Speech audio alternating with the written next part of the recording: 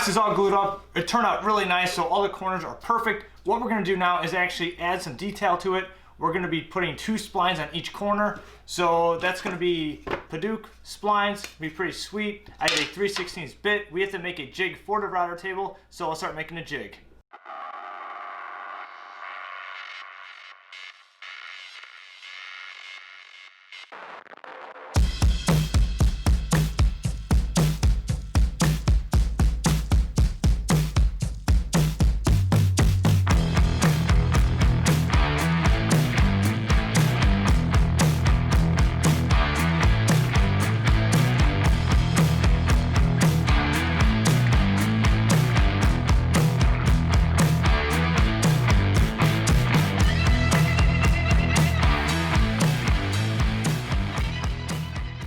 Okay, so the splines are cut in the box. I wanted to show you guys what I actually did with this spline jig to support basically my box so that it wouldn't move while I cut the material.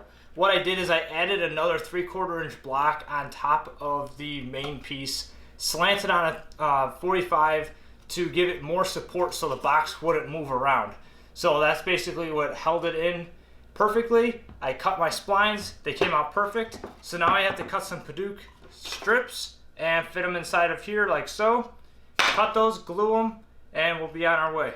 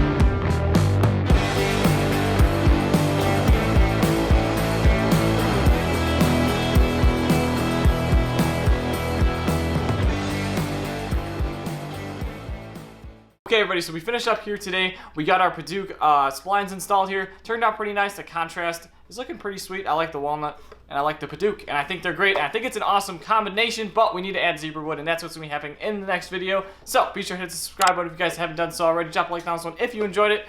But yeah, walkthroughs, daily woodworking, absolutely crazy, because that's what we do here on the channel. Build all day long. So we'll see you on the next one.